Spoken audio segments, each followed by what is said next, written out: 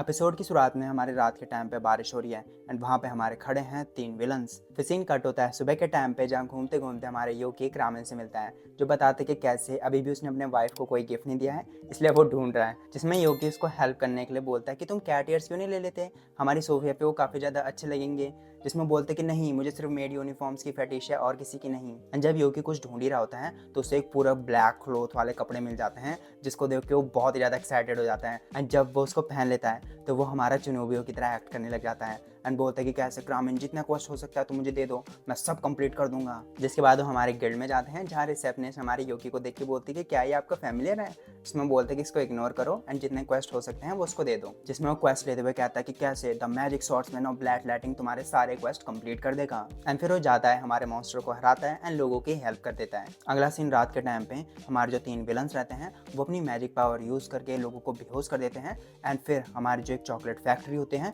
वहाँ घुस जाते हैं। लेकिन इससे पहले वो वहाँ पे तहस नहस कर सकें, हमारा magic swordsman of black lightning वहाँ पे आ जाता है, जिसको देख के वो बहुत ही ज़्यादा क्रिंज आ जाते हैं एंड फिर हमारे योकी पे अटैक कर देते हैं। लेकिन हमारे योकी उनके 2 मिनट में पूंगी बजा देते हैं। जिसके थोड़ी देर बाद ही हमारे रेवन एंड नाइट्स आ जाते हैं, जिन्हें योकी हमारा क्रिमिनल लगता है। लेकिन जब वो हमारे चिनोबियो वाली एक्टिंग करते हैं तो योकी एंड रेवन को पता चल जाता है कि हमारा योकी है। जिसके बाद वो उसको ना पकड़ के हमारे जो 3 चोर आते हैं उन्हीं को पकड़ते हैं। फिर हमारा ड्यूक एक कोपचे में जाके हमारे योकी को बुलाता है एंड बोलते हैं कि कैप्टन, क्या आपको शर्म नहीं आते ऐसे कपड़े पहन के ऐसे बिहेव करने में।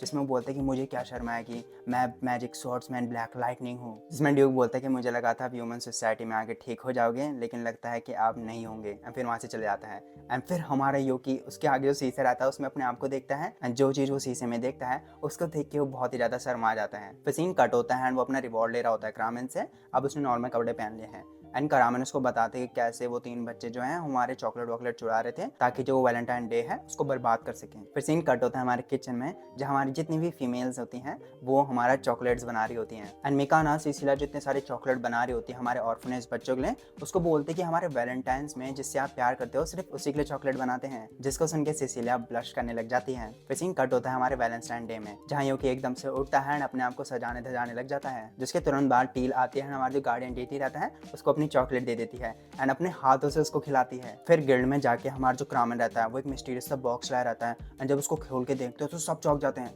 क्योंकि उसके अंदर हमारी सोफिया के हैंडमेड चॉकलेट्स रहते हैं और उसको वो मजे से खाता है एंड योकी ये देख के बहुत ही ज़्यादा जेलस हो जाता है एंड बोलता है कि तुम सारे लोग भाड़ में जाओ। फिर वो हमारे ड्यूक से मिलने जाता है, जहाँ पे जो ड्यूक की एक वो रहती है सबऑर्डिनेट, वो चॉकलेट लेके उसके पास आ जाती है एंड योकी उसको आगे भेज देता है हमारी चॉकलेट लेने के लिए, जिसको वो एक्सेप्ट कर लेता है एंड योकी वहाँ से भी भागते हुए कहते हैं कि तुम लोग भाड़ में जाओ। एंड फिर वो हमारे रेवन एंड हैप्पीनेस से मिलता है, जो कि अपना चॉकलेट डे सेलिब्रेट कर रहे होते हैं एंड उनको देख के दोबारा वो कहता है कि तुम लोग भाड़ में जाओ। फिर जब वो अपना अकेला घूम रहा होता है हमारे टाउन में तो एक लाइन देखता है बहुत बड़ी, जिसमें हमारे चॉकलेट्स दिए जा रहे होते हैं लड़कियों को, वो चॉकलेट्स वो हमारे हीरो को देंगे एंड ये देख के योकी बोलता है कि दुनिया कितनी निर्दय है। तभी वो हमारी मिकाने से मिलता है, जो कि अपने हाथ में एक चॉकलेट लिए घूम रही होती है एंड बोलती है कि कैसे मैं हीरो के लिए ला रही हूँ। तभी हमारा हीरो वहाँ पे आ जाता है एंड बोलते हैं कि मिकाना, मैं सबसे पहले तेरी चॉकलेट खाना चाहता हूँ। जिसमें मिकाना अपनी चॉकलेट निकालती है जो कि बहुत ही ज़्यादा खतरनाक रहती है।